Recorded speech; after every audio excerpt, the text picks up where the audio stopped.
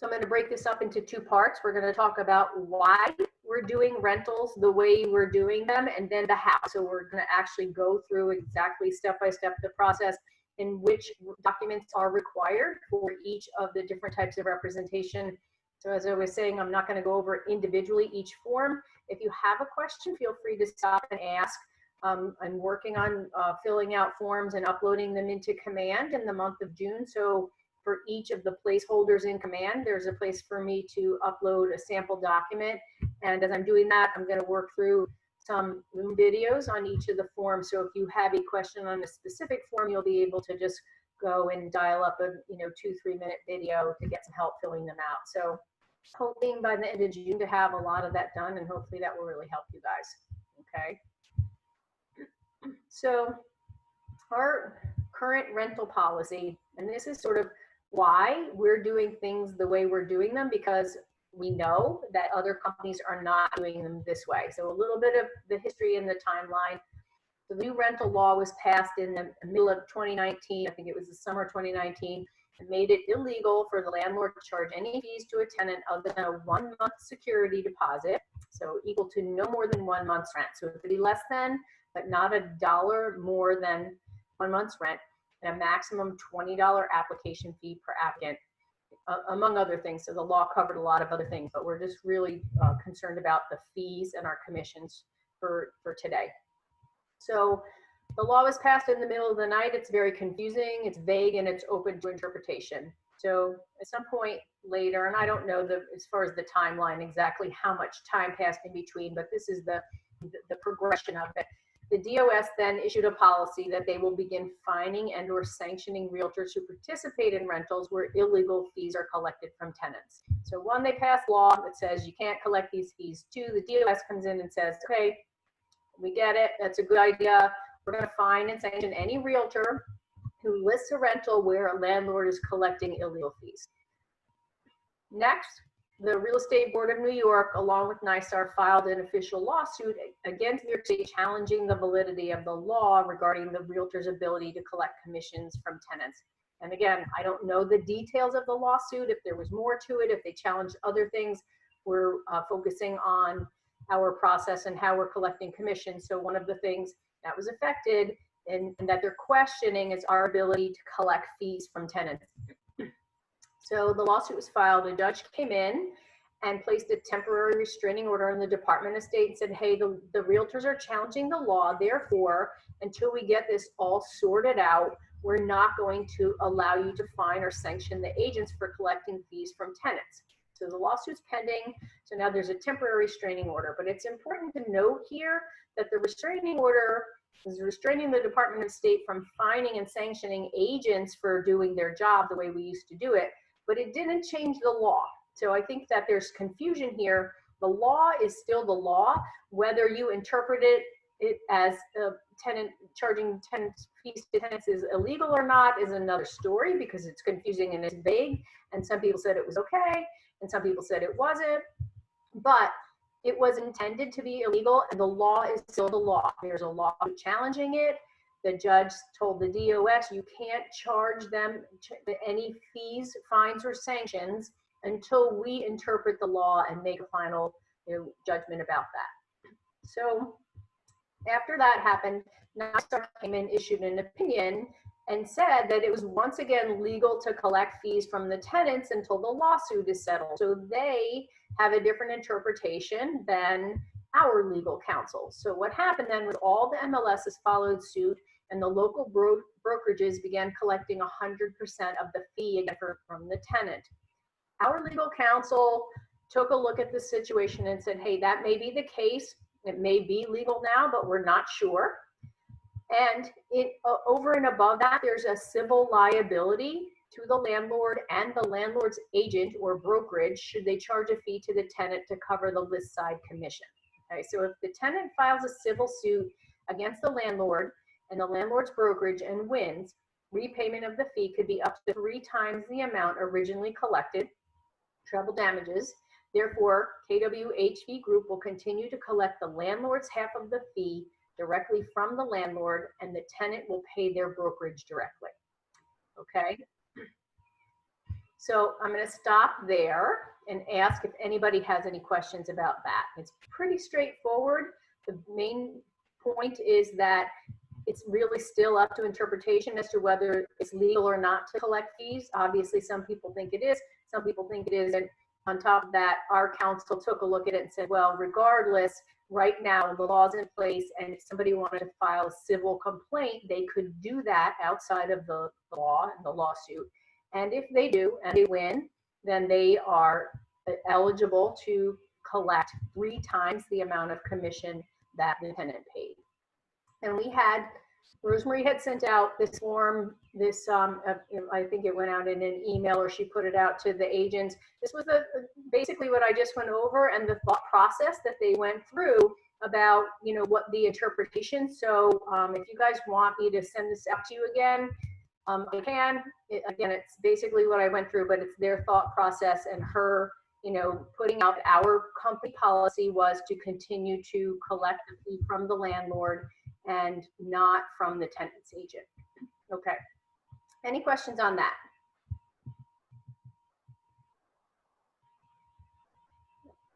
Okay. This is what you guys really came for. Our rental policy, how we are executing rentals at this point in time based on the information that I just gave you.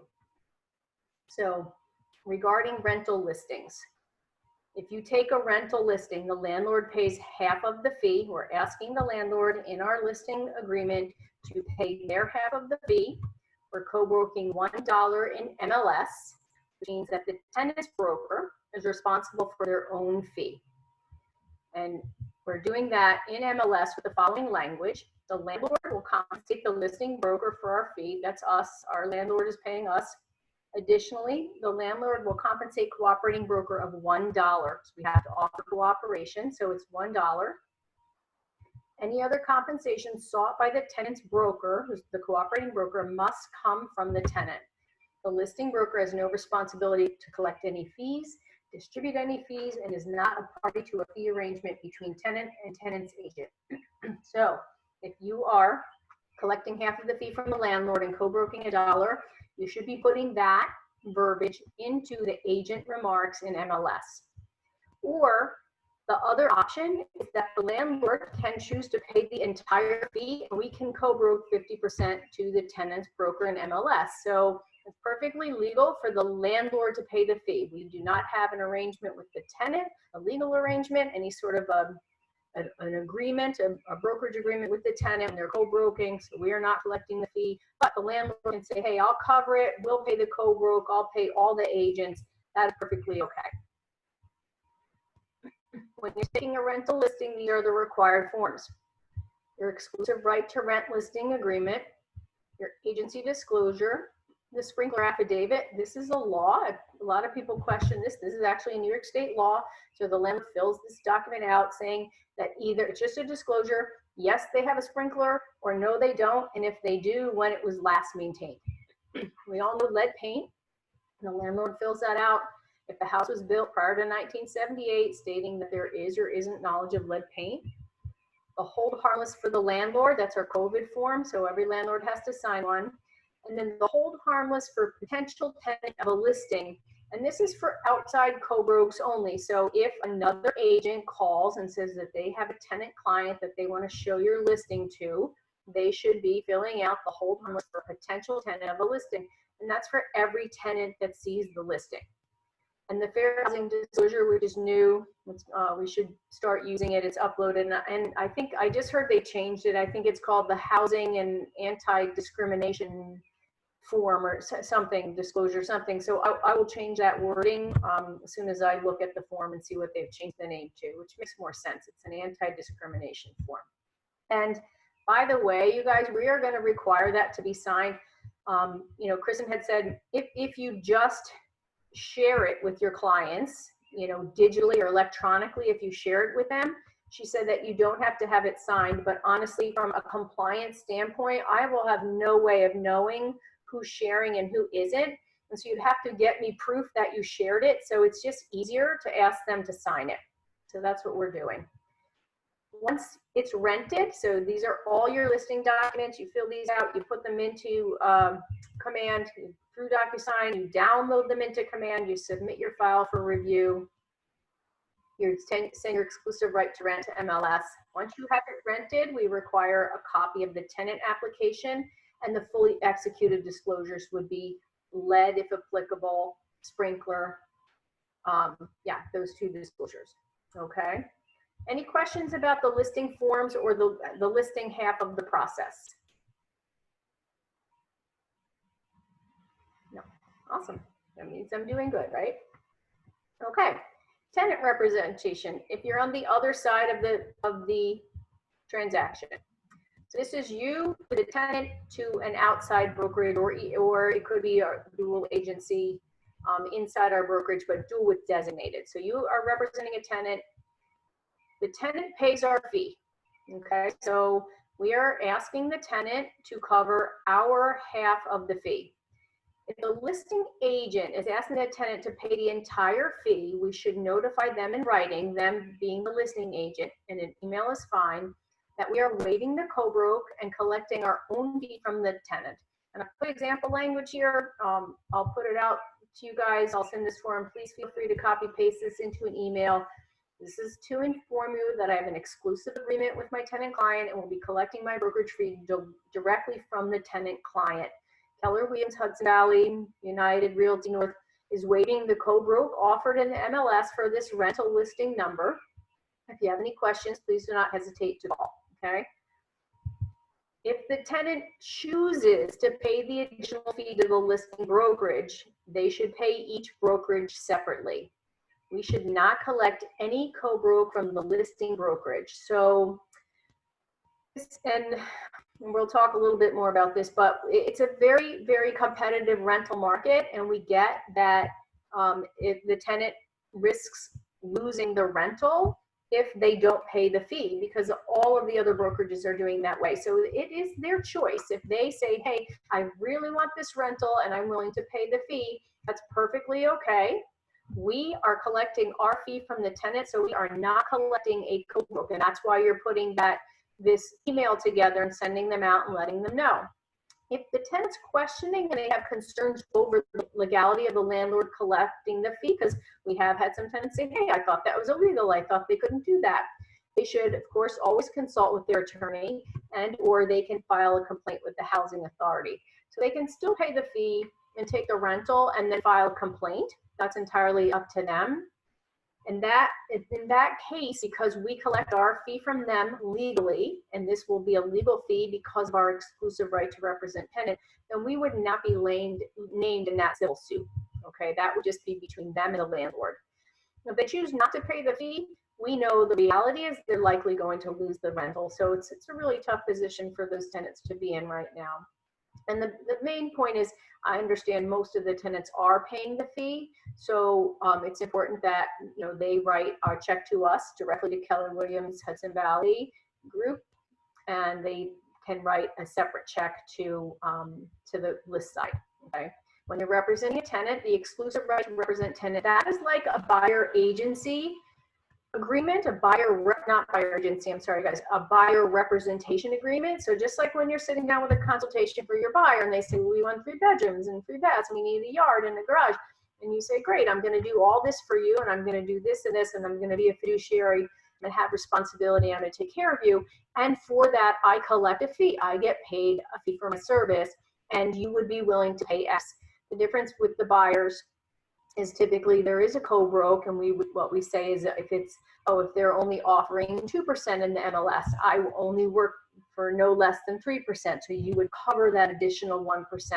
Same idea, and saying to the tenant, yes, I'm willing to look for rentals for you. Where are you looking? How are you looking? What kind of house? How many bedrooms? The whole 9 yards.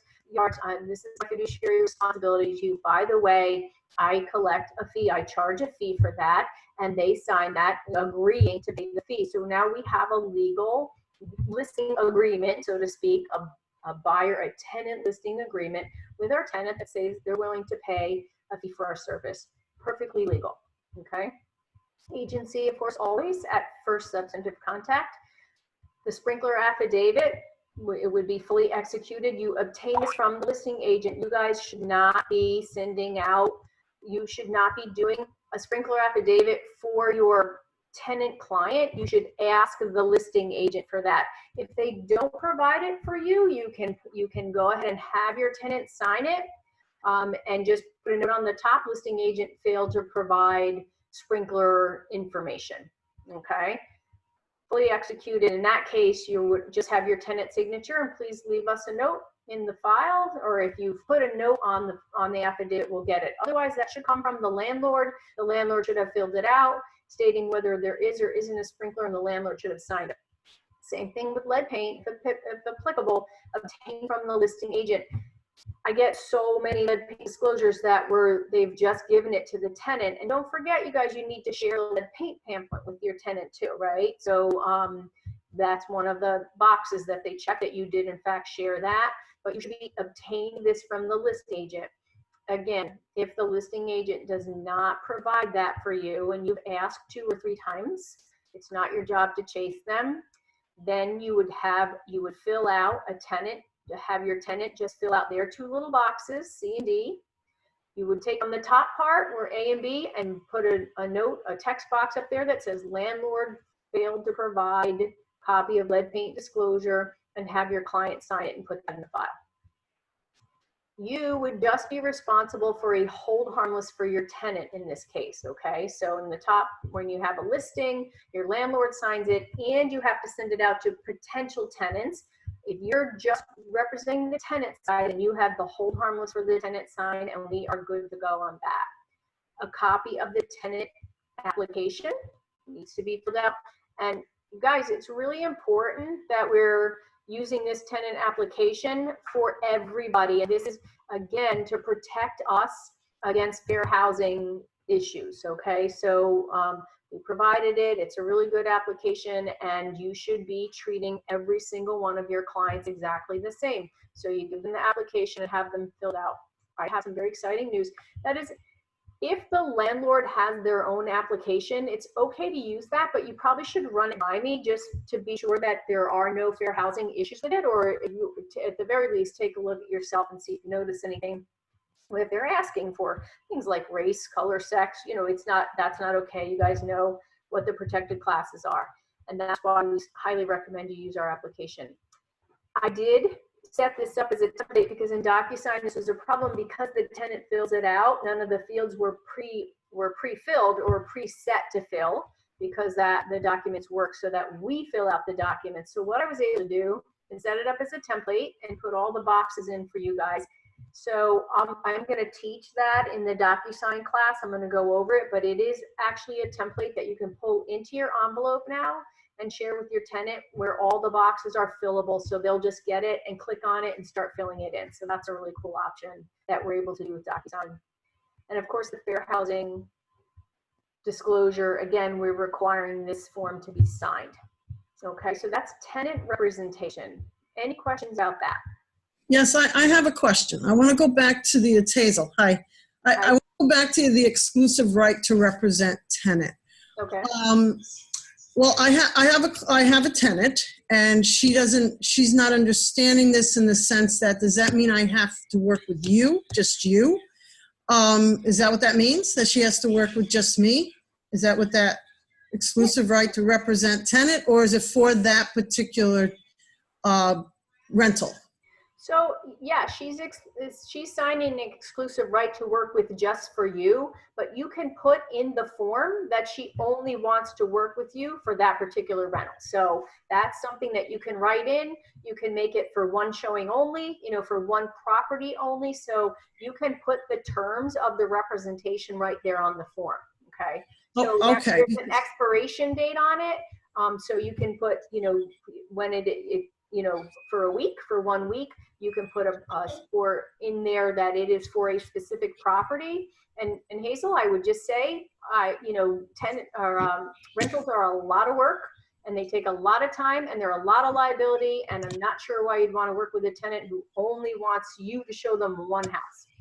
Right. I did explain that, and this is a new form because I've never had to use this form when I work with You've rentals. always had the form. It's just that the way we were collecting the fee, the landlord was making it a necessity of the lease, a requirement of the lease. So you didn't Okay. have to be representing them because the landlord wasn't going to let them into the property unless they paid the full fee, and that was a term of the lease. So, and we were collecting our fee from the other brokerage. Now we're collecting our fee directly from the tenant, and So so that's we why have this a representation agreement. So that's why this has come into play. Okay. All right. Okay. Thank you. You're welcome.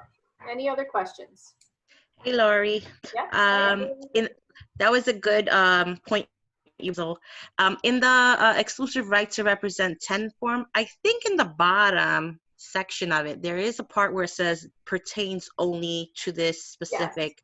Is that, so do we still need to write an additional, like what Hazel said, do we still need, you can, there's an expiration date, so you can put an expiration date on it, or you can fill in on that part on the bottom. There's a bunch of blanks for you to fill in what they're looking at. And again, you can just write into that line, agreement pertains only to showing and, application for 123 Main Street.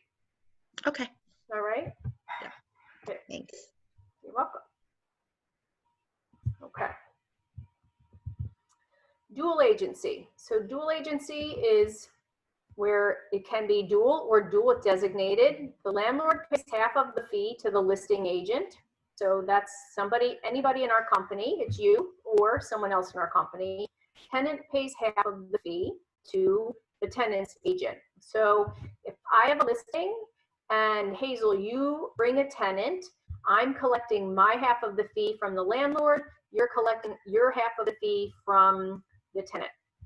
If I have a listing and I get a tenant, it's exactly the same. The landlord is paying my half of the list side, and the tenant will pay my half of the rental side. I have two clients. I have two sets of documents. I collect two separate fees from individual parties. So the forms are exactly the same as above, but with the exception of, as the listing agent, I would not need the hold harmless for the potential tenant of the listing, because I'm going to have the tenant sign the tenant form, or if it's someone else in my company, they're going to have that tenant hold harmless sign. So each of them will have already signed it. So you don't need a potential tenant. That is only co-brokes. Okay. And then you must have the consent to compensation from more than one party. And Vincent brought up a good point about this form, because there's a spot for you to put what the co-broke is from the list side. And in this case, there really isn't a co-broke from the list side. So we may, I'm going to run that by Kristen, and we may just alter that form for these dual agency rental situations. Okay. So, but for now, you can just put 0, because the co-broke, and that part of the form confuses everyone. It's very wordy, but it basically says what the compensation from the landlord's agent, so who's ever representing the landlord, what they're paying the listing agent. Okay, it's actually 0. So I would say for now, just put in a 0. Also remember, we do not take personal checks for rentals, or anything for that matter, but rentals, we're more likely to see them because it's smaller figures. So it should be a money order or a bank check, something along those lines, and certainly no cash. Okay. Questions about dual agency or any of the 3 types of representation at this point? So I've made that crystal clear. Okay, love it. So the last part of it is just like my little discussion with you guys about, again, how we're doing this. So we understand that almost all other brokerages are asking the tenant to pay the entire fee, and that it puts us at a disadvantage when dealing both with our landlords and when representing our tenant clients. The dialogue we need to have with our landlords is around the fact that there's potential for a civil liability if they choose to collect their fee from the tenant. So if the tenant, we talked about this, if the tenant files a civil complaint and the landlord's held liable, the damages awarded could be 3 times the original fee that was collected. That's called treble damages. And not to mention the fact, you guys, that we are providing a valuable service to our landlords. They should be willing to pay for that service. So when you're working with your landlords, it's about selling your value, right?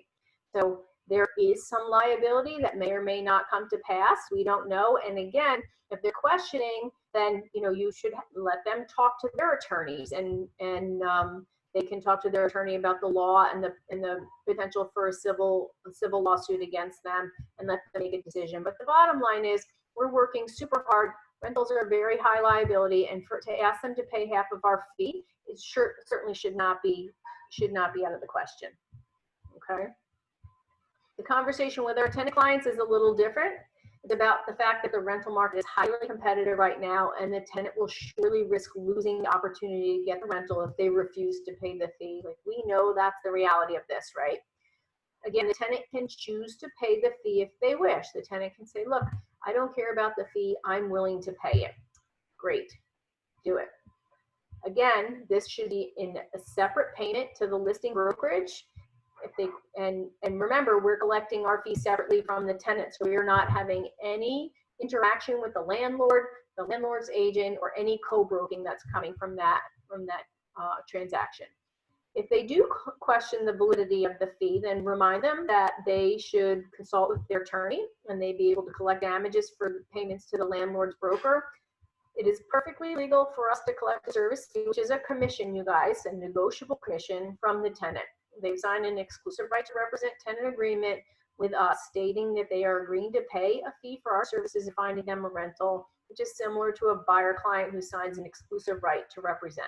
Okay, so I just sort of reiterated what I've been talking about up here. Okay, that's it. It seems so simple, right? So what are the questions that you guys have? Because I mean, I'm getting all kinds of, incorrect rental files with incorrect documents, and misunderstandings about who's collecting fees. I'm seeing our own listings where, landlords are asking for all kinds of fees and pet deposits and extra security and 2 months rent and so on and so forth. And it's just got to stop, which is, again, why I'm super disappointed that I have, a half a dozen of you on this call. There should be 50 people or 100 people on this call right now. And I know it won't be you guys who turn in the wrong paperwork because you're here, and I appreciate that. So I would like to bring something up regarding the, when you're dealing with the other agents from another brokerage firm, and they are charging the full rent, the full 1 month's rent, am I supposed to have this conversation with them? You know what? You're going to waive your co-broke. So it doesn't really matter. That the liability is on them, and they're instructed to listen to their broker and what their broker policies are. So really, it's not really any of their business or yours. I would say don't be afraid to have a conversation with the other agents, but certainly remind them, hey, you got to do what your brokerage is instructing you to do, just like I'm doing. The whole reason we're in this hot mess right now is because this law is so open to interpretation. So obviously, our NYSAR believes that it's perfectly legal to collect the fees because they put that guidance out. They're the ones who put the guidance out. We're much more risk averse. Let me tell you something. Rentals are high liability for the couple $100 we're making. So if you make $500 on a rental and they turn around and sue us, and you end up paying them back $1,500, is it really worth the risk for the $500? And that's what you have to be asking your landlords. Maybe they won't file a complaint, maybe they will. So we're being very, very. I'm wondering if they're bringing that up to the landlords. I'm wondering if that's a conversation that they're having. I don't think anybody is. That's they're charging fees. And look, it may never happen. This is a very conservative approach. I get that, but in terms of when you're looking at this sort of liability for a very small amount of money in the end, I think it's the right thing to do if there is such a thing, right? And I would love to hear anyone else's opinion about it. And I know when you have a landlord complaining, then it kind of sucks to be a listing agent, you know, when all the other agents are agreeing to do it differently. Right. But then it's time to have a serious conversation. Who do you want to work for? People who don't think you're worth $500, or people who get, you know, that you're protecting them, that the fact that we even know about this, you know, this additional liability to the landlord is huge. Nobody else is talking about it. And it's only going to take one civil suit for people to start saying, hey, something's wrong. And it's going to happen, because I've seen listings on MLS, not kidding, where they're asking just like the old days. Well, there's a pet deposit and they need first month's rent and last month's rent and $800 application fee, and, you know, on and on. So at some point, somebody's going to get smart, or a tester's going to come in and someone's going to file a complaint. And I don't know if they can do class action civil suits. I doubt it, but I don't know that much about the law. But at some point, someone's going to get burned, and then the word gets out, and before you know it, tenants are filing complaints. And if you're on the receiving end, it's going to come out of your pocket. Make sense? Yes. Yeah. Okay. That's all I have. I was going to ask if you can upload this to the files section of the OP updates page, just so it's right there and we can look Yeah, at I it. definitely will. I definitely will. Okay, thanks. Kind of, there's a couple things I noticed I want to change in the fair housing disclosure, and I put agent versus brokerage. We have to be super careful about that, because the agents never collect a fee. You know, the other thing I wanted to say, which I had put this in some other documents, but maybe I'll make a note on the bottom too, is we don't negotiate leases, you guys. We shouldn't even be providing leases. We can be the source of the source, but we do not go out and find leases or provide leases for our landlords. That's acting like an attorney. That's a legal document. And if you provide a generic lease off of the internet that doesn't protect your landlord at all in against, you know, any of the things that landlords should be protected against, which is harder and harder now with the new tenant laws, you know, or the new laws, which are, you know, really skewed towards tenant rights. And your landlord ends up with some sort of a loss based on the lease that you provided. That's going to come back to you, and you're going to end up getting sued. So we should never be providing leases. We can recommend certain leases, you know, like say, oh, I heard there's a good website, you might want to check it out. And as always, you should consult your attorney. So just keep that in mind. We're not negotiating leases. You can assist with leases, but you're not giving any legal advice or negotiating terms in a lease. Does that make sense?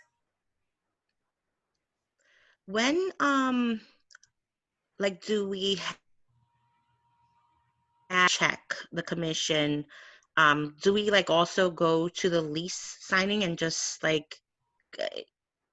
No, not you. You should not be in person with any of your clients right now, Abrud. We are still in phase 1, and you should not be having any in-person contact. So as far as I know, the landlords and the tenants are getting together to do the lease signing. You can have them mail the lease payment. You can have them drop it by the office in we have a mail slot in the bottom of the door, but you should not be at the lease signing with your client.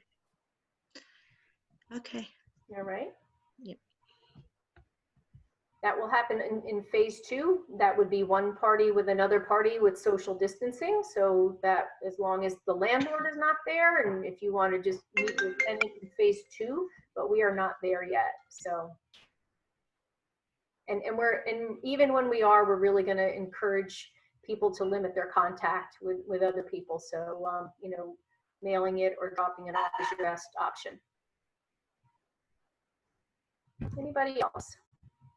Well, is that necessarily showing representation when you're not part of the whole process? I mean, I'm not doing that now, but I'm saying Your job is to find a ready, willing, and able tenant. Yeah. That's your job. The lease signing part of it, you're putting those parties together. But again, the details of the lease that are being negotiated are not your business. You don't want to be involved in that, you guys. If the tenant has a cheesy, or the landlord has a cheesy lease that doesn't protect them, or it has something that's unfair to the tenant, and they all sign it because you encourage them or help them sign it, and then someone's attorney goes like, who told you to sign this? This is ridiculous. That's going to come back to you. Like, we're realtors, we find people property, we don't negotiate leases or you know, or really even contracts. We negotiate terms of offers.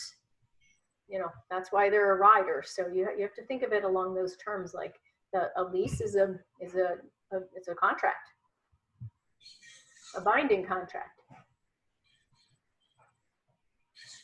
What else? Was this helpful? Yes. Is it clear?